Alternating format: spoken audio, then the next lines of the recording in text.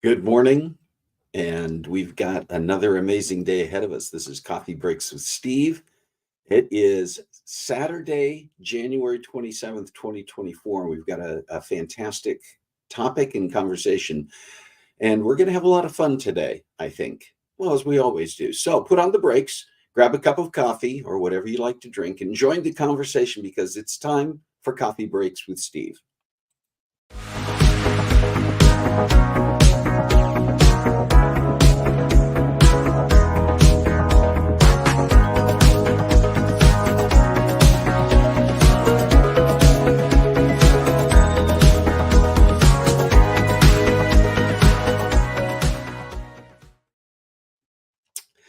Well, good morning, hello, whatever you like to start your day with, whatever greeting you like to start your day with, and whatever part of the country you're in. Maybe it's not starting your day, maybe you're midway through your day, as I was the last couple of weeks doing the show from the East Coast, where I was beginning it at 12:30 p.m. Eastern time. So it's a little bit, I had to get myself back in the mode. I just got home a couple of days ago from the East Coast and readjusting to Pacific Standard Time. But it was fun getting on here, getting everything ready and getting on. So who's here today? Shalane is here. Good morning, Shalane. Kim Baker, good meowing afternoon and happy Catterday. Absolutely. Carla Venturi is here. Jerry Thompson is here. Don Shepherd, good morning to all of you. And Jerry, I like that. Good morning. That's excellent. If you are joining us, make sure that you do say hi in the chat so that we know that you're here. And once we get into our topic today, make sure that you are participating in the conversation. That's what it's all about. If you are on either Facebook or YouTube, you should be able to track with this and put your comments in there. I will tell you that not all the comments cross over. So the people watching on Facebook may not see the YouTube comments and vice versa. I think I see them all on my end. So hopefully that's the case. I never know for sure. I mean, I'm looking at it from a studio perspective, so I'm never quite sure what it is that I'm looking at compared to what it is that you're, anyway, it doesn't matter. I just need coffee today, as we probably all do.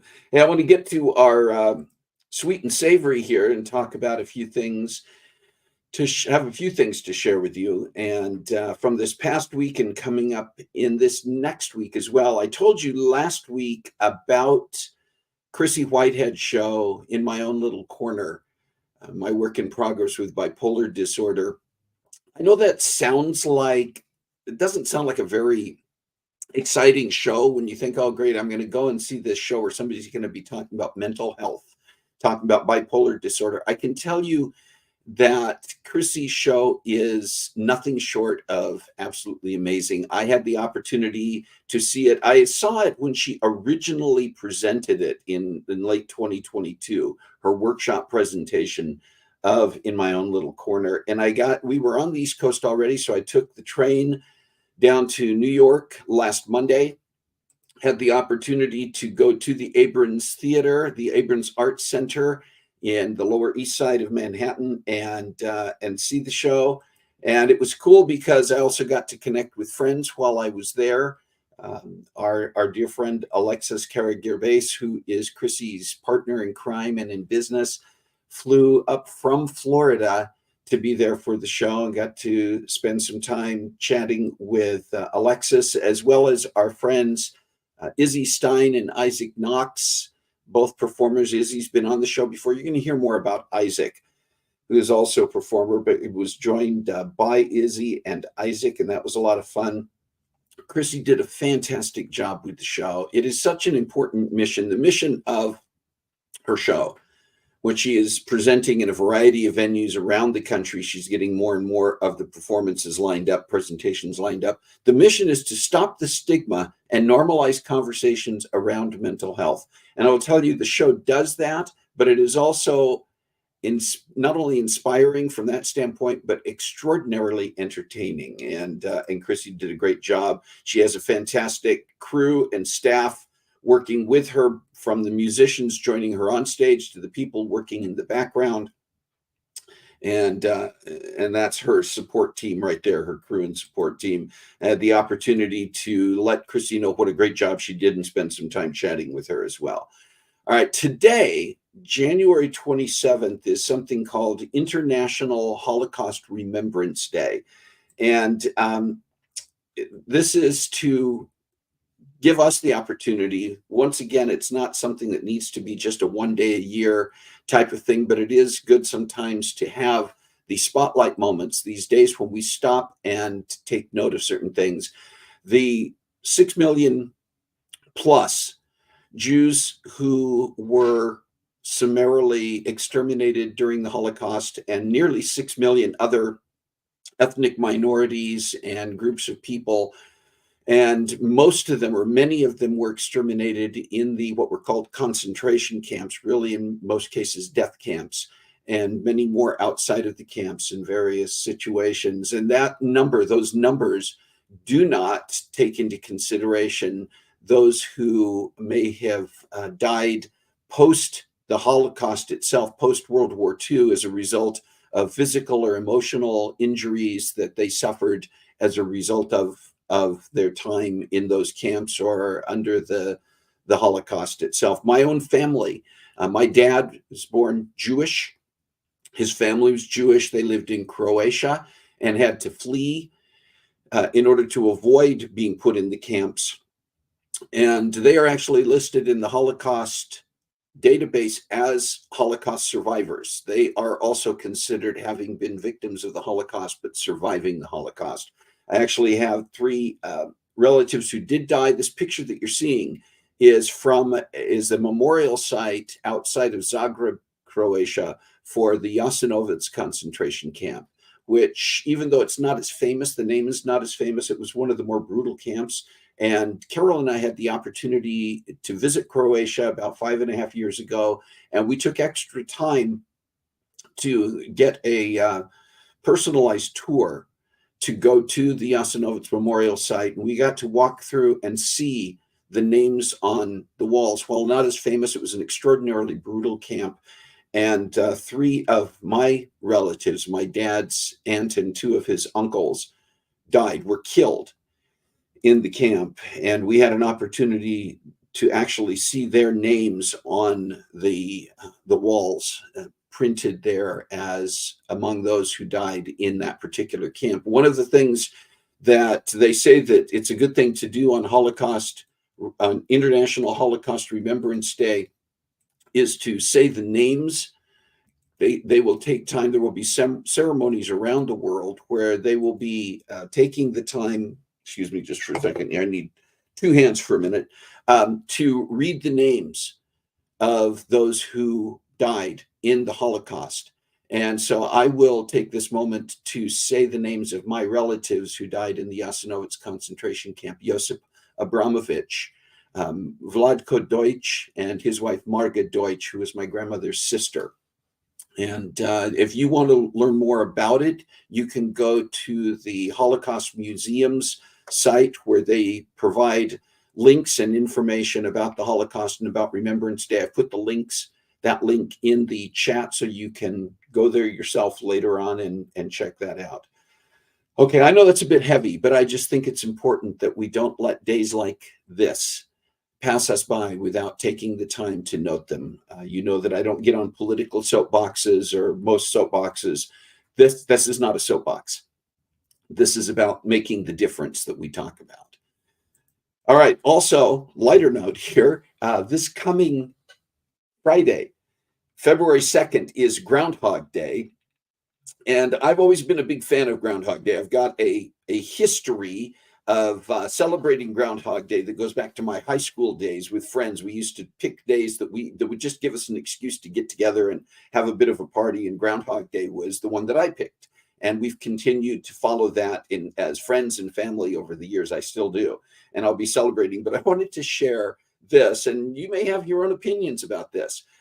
Of course, you probably know the routine and the sort of history here. And particularly in Punxsutawney, Pennsylvania, Punxsutawney Phil will emerge and predict whether there's going to be an early spring or 6 more weeks of winter, depending on whether he sees a shadow. This old legend, right? Well, PETA is calling for a change. You all know what PETA is, People for the Ethical Treatment of Animals. The animal rights group sent a letter Monday morning to the Punxsutawney Groundhog Club's president, offering to send a giant gold coin to replace Phil. They say his weather predictions are no more reliable than a coin toss, and that Phil, the groundhog, should be allowed to live out his days at a reputable sanctuary. PETA writes in part, when allowed, groundhogs avoid humans, create intricate networks of underground burrows, communicate with one another, and even climb trees. The organization goes on to say, keeping Phil confined year-round at the local library so that one day a year he can bring revenue and attention to Punxsutawney simply is not humane. So, I'm not going to get on a soapbox about this, but you may indeed have your own opinions about whether you think that's true. Punxsutawney, Pennsylvania is the most famous, probably, of the groundhog celebrations, but they happen all over the country in different ways. A lot of zoos will do that. Now, lots of times in the zoos, it's different because the zoos are established to provide education, humane treatment. They provide a lot of benefits. Well-run zoos, reputable zoos do. And so when they're doing it, it may be a bit different than what's happening in Punxsutawney. But leave it up to you and your opinion. I don't want to get into a big debate here in the chat, but you may have an opinion about whether you think PETA may be onto something here. All right, listen, we also have some birthdays to talk about.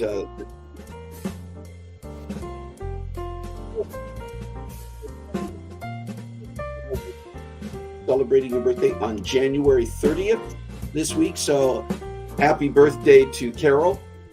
Derek Nelson, musician, artist who has also been on the show a couple of times, and also a friend not only of Coffee Breaks with Steve, but I consider him a close friend, is celebrating a birthday on the 31st of January. So happy birthday to Derek. And then on Groundhog Day, my son-in-law Dustin is celebrating his birthday this coming Friday. So happy birthday to you, Dustin, as you celebrate your birthday this week. And we'll take some time to celebrate with you. All right. And I just want to remind you that if you have a special day this week that maybe we did not pick up on, I didn't have it on my list, I didn't have it on my calendar, but we should have been recognizing it with you, would you please make sure that you put that in the chat right now so that we can make sure to celebrate that, acknowledge that with you here in the moment. And if you have one coming up, maybe in the month of February, or maybe even beyond that, and you just want to make sure that we get it on our calendar so that when the time comes, we are celebrating with you, you can send me an email at cbwsteve@comcast.net with that information. We'll make sure that we include you in our weekly celebration in the proper week. Okay. I want to tell you a little bit about our topic and our guest today. You know that one of the things that I really enjoy doing, by the way, I haven't been drinking enough of this, I need to do it. One of my favorite topics and favorite types of guests to bring on the show are performers, artists of very, see, it's not good enough yet. Now we're on track. Artists of various genre. See why that was difficult to get there. Whether it's actors, singers, dancers, performers of other type. Well, our guest today fits in all three of those categories. I'm going to tell you a little bit about her. Adele Shepherd is an American actress, dancer, singer, and well-rounded performer. Best known for her lifelong career as a ballerina, she began her dance and performing arts training at the young age of 3, following in the footsteps of her grandmother, a retired New York dancer and singer. Adele was first recognized on screen when recreating the role of Helena in the My Chemical Romance music video, A Summoning. Shortly after that, Adele had her television debut in Star Trek Picard as the newest helmsman, Ensign Kemi, acting alongside such stars as Patrick Stewart. Today, she continues her craft in Los Angeles as an actress, ballerina, and now filmmaker. So here is our conversation with actress, singer, dancer, all-around performer, Adele Shepherd.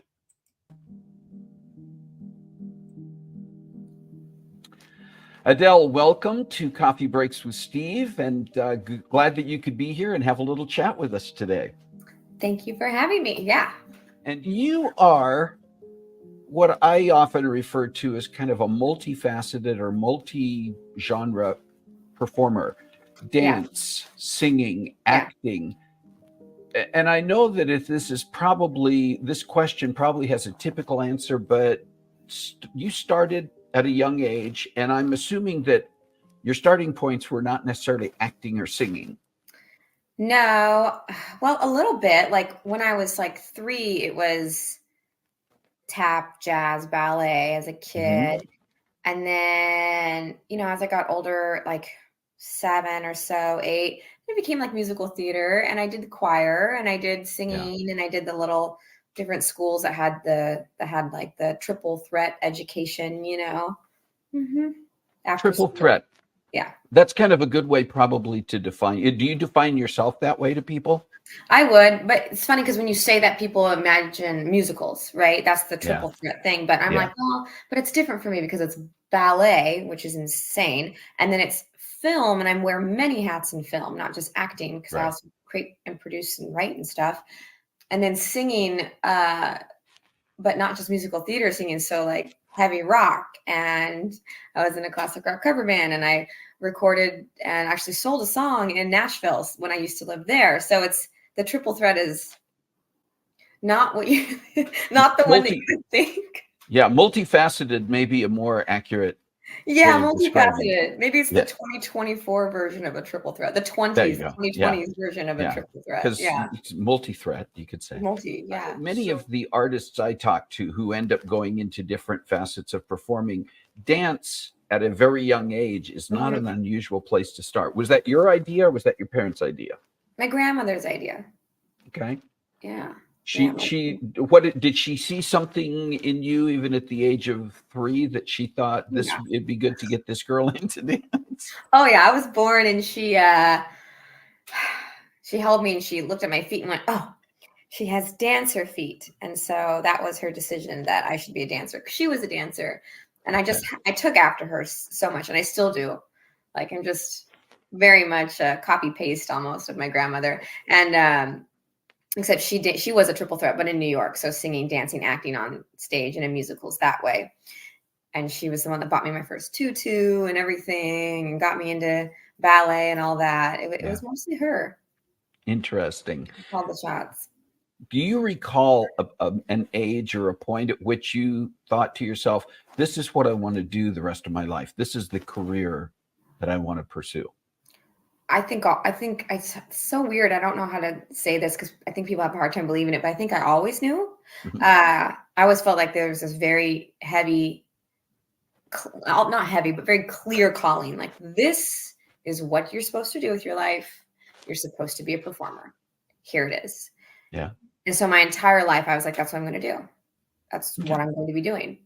And it was really weird to me growing up because so many kids were like doing different sports and hobbies and none of them appealed to me. I was like, no, I have to do this because this is what I'm supposed to do with my life.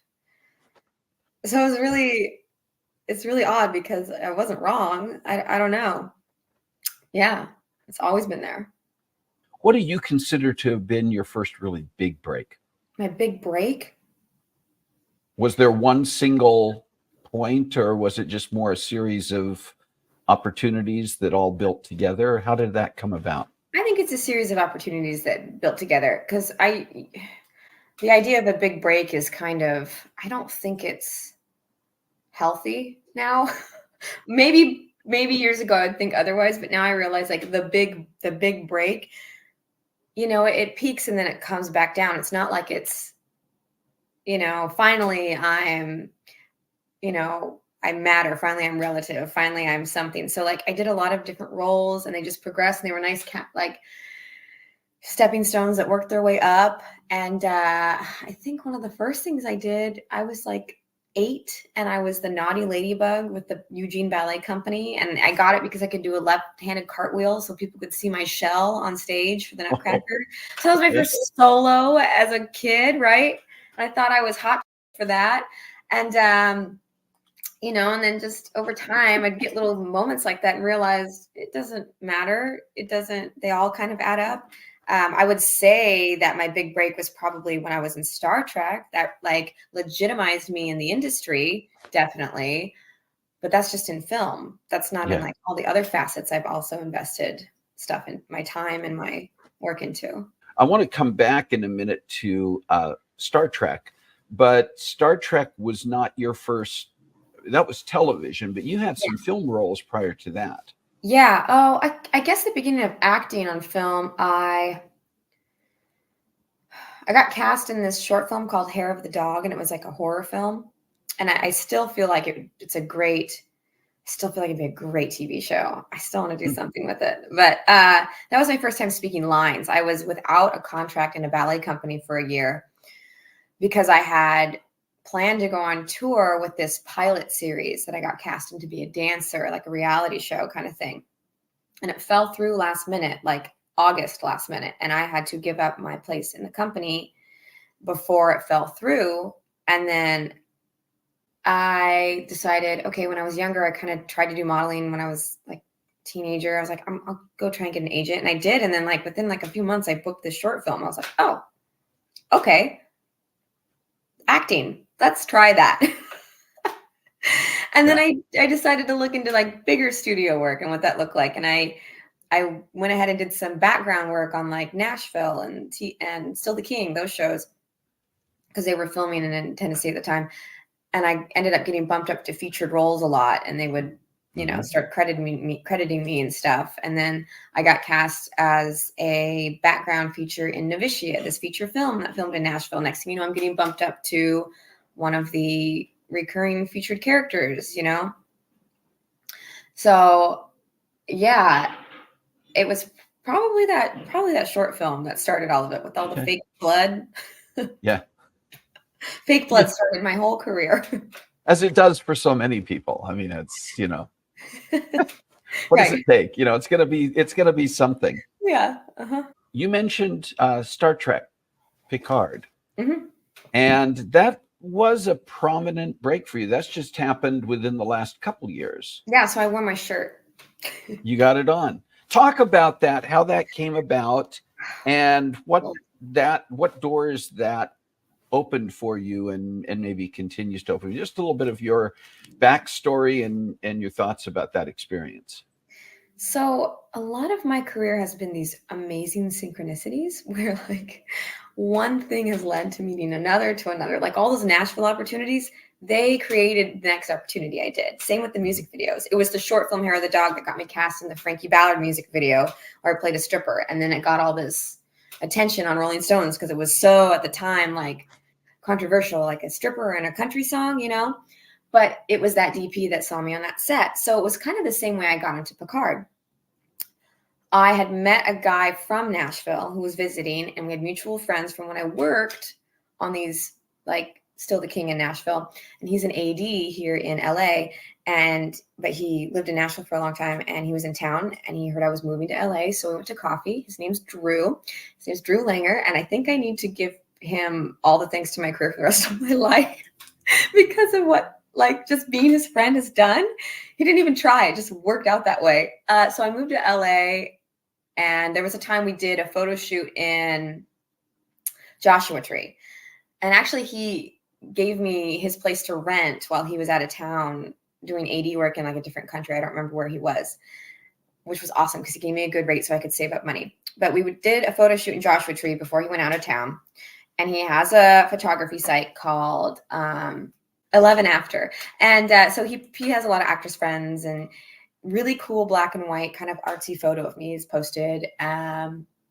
And the showrunner, Terry Metalis from Picard, saw it, actually. He saw the picture, and then he was like, wow, you have a really cool look. So we ended up going out for drinks and talking and getting to know each other. And he just genuinely was like, how can I help you? You work hard. You have a lot of talent. You're really down to earth. And that's very rare in LA and in Hollywood, to just be a grounded, good person that's good at what they do and works hard. And I think he's just a genuinely good guy. So he gave me the opportunity to audition for this role. Come to find out later at the Star Trek convention, he had actually written that character for me as best he could around me. And he was hoping the studios would approve me, and they were hoping that I killed the audition, I could get it. I still had to earn it, but all it started was the weird, just ending up without a contract in ballet, ending up on film, which led me to meet somebody for coffee who moved to LA themselves. And I just went there and we just did a random photo shoot. Next thing you know, I'm flying a ship. That's just one of my arcs of my opportunities. And talk about the character. You played an interesting character in the Picard. Yeah, I played episodes. She's a Hylian, so that's it's a humanoid species. She's telepathic, empathetically telepathic. I think the only ever episode with another one was Aquiel in Next Generation. So yeah, you don't see a lot of her abilities. She just flies the ship, and then the beginning and end of the second season. And the character's name? Kemi.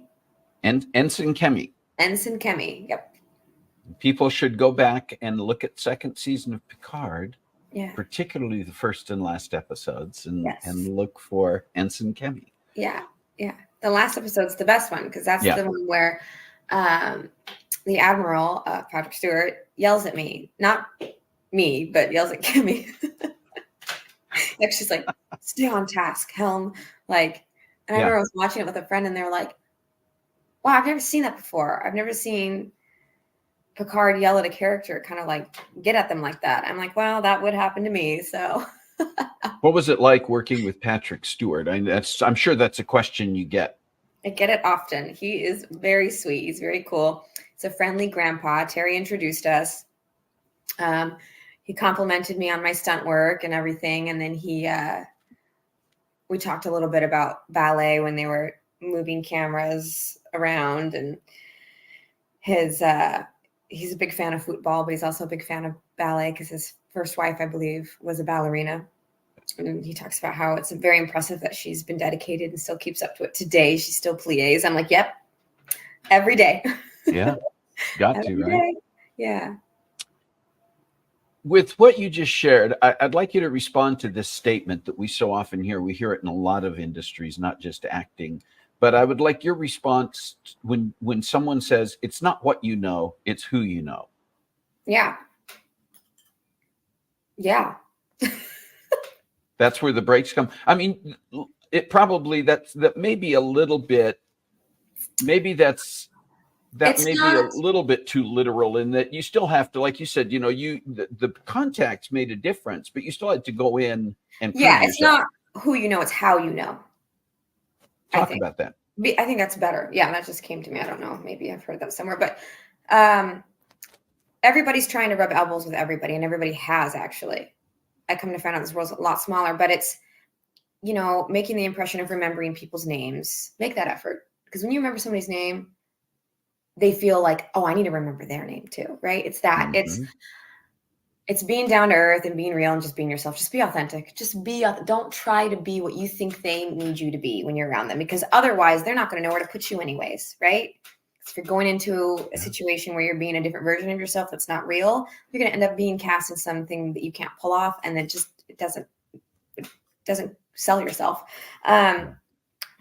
Just being a person, I don't know. I don't know. I just don't get starstruck either. So I think people are comfortable with that. I'm not asking them, can I have a selfie before we leave? Yeah. No, I don't even really want that. Right. I don't want it. Yeah, it's how you know them. Just talking to people like they're people, being polite, being kind, but still being yourself and just being down to earth. Okay, I have a couple of what I call flashcard questions for you. Okay. And we'll just see if you've got answers to these. Okay. First one is there a venue, a stage that you're aware of, someplace that it's on your bucket list, and you said, oh, there's one place I would love to perform in my career? Oh gosh, I feel like that. These are flashcard ones. I have to answer fast. No, it's just I didn't give you time to prepare to think about it. I know. I think that's such a huge list. What would be at the top of the list? Are there any? If it's not one, maybe there's two or three that are toward the Paris top Opera House. Okay. I don't care if I'm filming there or doing ballet there or whatever it is. Just modeling there. Just doing something there. It's gorgeous. I have to. Yeah. Yeah, it is. Gorgeous. There's no venue. There really is no venue like that in the world. No. Okay. That's a good one. Yeah. Is there an artist, whether it's someone in ballet, a musical artist, an actor, is there someone that you say, I would love to perform with? Christopher Walken. I want to dance with him. Okay, I love that answer. That's what I want to do. We don't have to have lines. I just want to dance with him. I've seen Beautiful. his dancing in the past, and that's what he first did. Yeah. And there's moments where he gets to, and he's just like, I love it. That's great. Are there any things that you are working on that you'd like to tell us about? I know of one thing that we haven't yet talked about that you kind of got in the works, and that's a documentary. Yeah. That's just one. I've got two other projects I'm producing besides it myself that are kind of intertwined with each other. I finished filming a dance video it's basically introducing Metal Swan Queen Productions, my production company.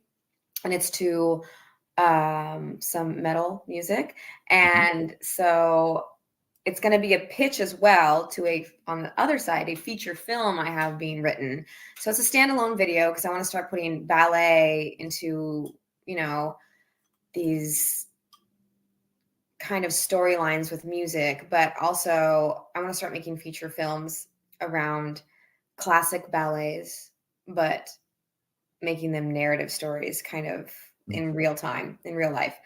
So you basically take like the story of Giselle or whatever, and you put it into the real life, like her real life, like a real person like me, or what, like say somebody like me or like you, and they're just living their life, but their life is very similar to that ballet. It parallels with it. So the first one I'm making is called Red Shoes, and that's on Hans Christian Andersen. We know that she's given the red shoes and she dances herself to death, but I'm doing my own version, a different twist on it about pointe shoes. And so I'm excited about that. So this metal dance video that I just wrapped in Atlanta is, which I just filmed last month, is going to be a standalone video to help kind of promote my production company, but also pitch this feature that I want to get some funding for. And I'm really excited about it. It's kind of like if you took like Rob Zombie and like Black Swan and just like shoved them together. Yeah. Cool. It's just going to be like, or maybe a little more romantic too. Maybe a little bit more of a romantic feel to it. Yeah. I like that. Yeah. Talk a little bit about the documentary that we mentioned a few minutes ago. What's that about? So Point of View, and it's point with an E at the end, like pointe shoes. It's me kind of going BTS, like way behind the scenes. Because there's so many people that talk about, what it takes to be a ballerina. And like Swan Song is coming out, that documentary, unless it already has, and things like that about how hard it is to be a ballerina and stuff. But nobody really shows you the very, very intimate personal life, emotionally, of what it looks like to fight to be a ballerina and be able to afford that art, and be able to afford as well acting, and then be able to afford the living, and what the sacrifices are, and like what the schedule, how demanding and last minute the schedule is, and how flexible you have to be, and how there are so many tiny things that people don't realize. I'd have conversations with people about what I did for a career, and it would blow their mind, the lack of pay, the lack of understanding that they had, the lack of like, they couldn't understand how I was spending so much money in something that wasn't giving to me, or the ways that they thought it should. The lack of respect, the lack of admiration, just all that is given, and the fight to do it that people don't see, that they don't understand.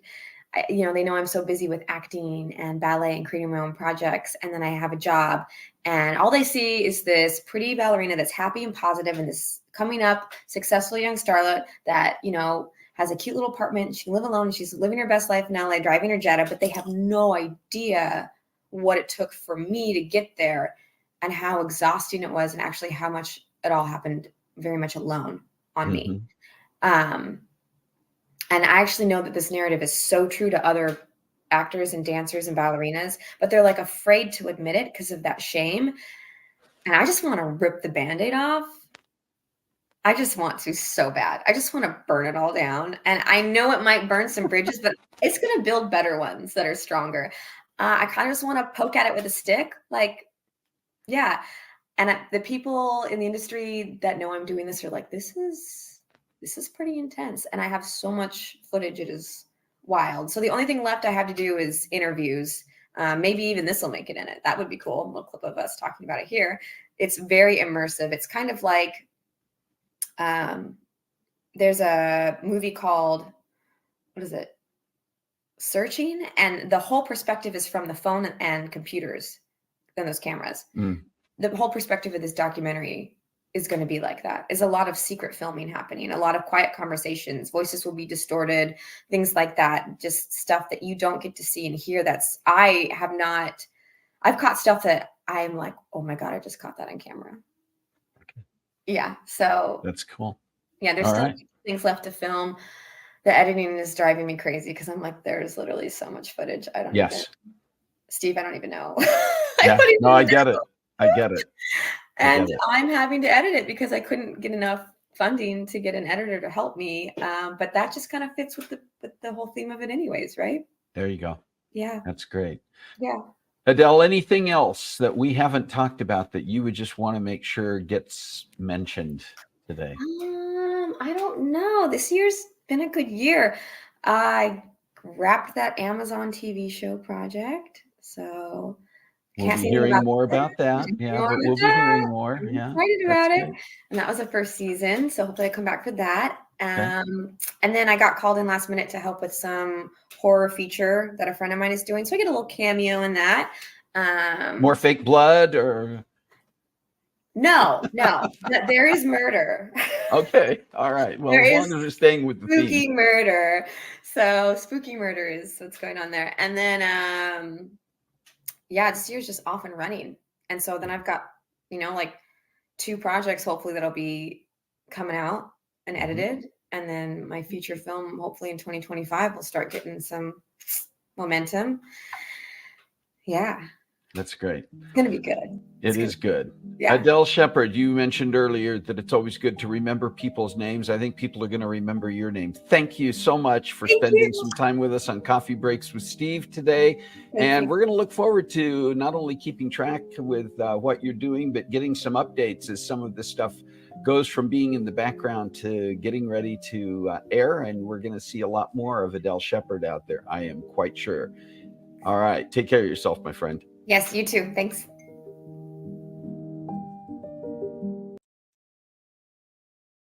All right. That was my conversation with Adele Shepherd. What do you think? You hear someone like Adele talking about the industry from a perspective that I don't know that we always get to hear. Someone who is already making a mark, but is up and coming in this industry. And her perspective, Adele's perspective, I think is somewhat refreshing, somewhat raw. She doesn't add any glitz or glamour to what's going on. And yet we know that there is that element, that so many of us on the public side see. So it's going to be interesting to see where Adele goes. Continue to watch her, look for her. You can find information about her certainly on IMDb. You can find her on Instagram and Facebook and the usual sites. If you go to IMDb, make sure you get the spelling correct. I think you saw it on her name labeled there, but Adele, Adele Shepherd. And just kind of look to see what kind of information you can find about what she has done already. You can find some of her past work and look for those Picard episodes for certain. But let's continue to watch and see where this lady goes in her amazing career. All right, I want to let you know a little bit about what's coming up, and just basically just looking at 1 week ahead right now, planning some stuff further out. But next week, you remember when I was talking about going to see in my own little corner Chrissy Whitehead show, I showed a picture sitting with Izzy Stein and Isaac Knox, and I said you were going to be hearing more about and from Isaac. Well, Isaac's going to be on the show next week. Isaac is a stand-up comedian, is what he does professionally, stand-up comedian and freestyle rap and hip-hop artist. And if that sounds like an interesting combination, I've seen Isaac in action. I've seen him live. And one of the things that he often does is sort of an improv. He will, if you ever watch shows like Whose Line Is It Anyway, where they would take some recommendations from the audience about titles, topics, or even spoken lines that need to be included. Isaac will do that. He'll get some things from the audience and then on the spot create a rap hip hop number based on that. And it's pretty amazing, but he's a funny guy, but he's also a very interesting and just really cool guy. So you're going to get a chance to see Isaac next week. Reminder that you can find episodes of Coffee Breaks with Steve on several of the typical podcast sites. You can see or listen to past episodes as well as on YouTube. We go live on YouTube, but all of the recorded episodes are also there on our YouTube channel. And just want to encourage you, if you have not already, please go and subscribe to our YouTube channel and like and comment on the videos that are there. Yes, numbers are numbers and it all looks good and it feels good, but it's not for me. It's really the more people who are subscribed to the YouTube channel, the more visibility the algorithm and YouTube gives those. And that means that topics that we discuss and people like Adele Shepherd and all the amazing guests who come on Coffee Breaks with Steve get more visibility. they get more attention. More people learn about them and then can go and find them. And that's what we're really about. I want to promote the people who take the time to come on Coffee Breaks with Steve to talk about their projects and talk about what they're doing. So I just encourage you and thank you in advance. Thank you if you've already subscribed to the YouTube channel. Thank you in advance if you're going to go there after the show and do that. And spread the word to others. Would you please? Again, this is not so I can give myself some level of fame. This is because I think what we talk about, our conversations and our guests are important to have on the show. All right, listen, it's that time again. Time to call a little bit of an end. I'll get my coffee mug here while I'm talking. To our conversation today. And you've all been great. Thank you for taking the time to be here. Thank you for taking the time to tune in on Saturdays live or tune in later on if that's what you're capable of doing. I know not everybody's available on Saturdays during the time that we're on live, but I know that a number of people, I go back and look, and a number of people do come in later on to watch. Do spread the word. Would you please let other people know about this? Share the links with them, whether it's Facebook or YouTube, so that they can watch and find us as well. And I look forward to getting feedback from all of you about the topics and the information that you would like to see and hear on the show. Do you have topics? Do you have guests? A lot of what you end up seeing here comes from people just like you who come to me with their ideas and make introductions to people they know or give me some direction to contact someone who might be a great guest. And I would also want to give credit. So many of our guests who come on here are not people who I know personally. In some cases, people, not even people who any of you know personally, but I've just found contact information, reached out to them, and they are gracious enough to take time out of their schedules and take a chance on coming on Coffee Breaks with Steve so that they can have a conversation with you. So do spread the word. Okay, that's as close as I'm going to come to a soapbox today, I think. But I do want to say thank you to all of you for being here. You know, we talked about days like Holocaust, International Holocaust Remembrance Day. It's just one of many days, one of many opportunities, one of many missions and things that we can find all around us, to which we can lend our voice, to which we can be advocates, for which we can be advocates. We can be ambassadors. We can be people who get out there to do something that can truly change the world. You may think that you alone can't do anything. Well, a drop in the bucket is the first thing that has to happen to fill that bucket with water. And so each one of us has a voice. Each one of us has an opportunity to do something. So please find a way to make a difference in your world this week. God bless you. Have a great week, and we'll see you next time.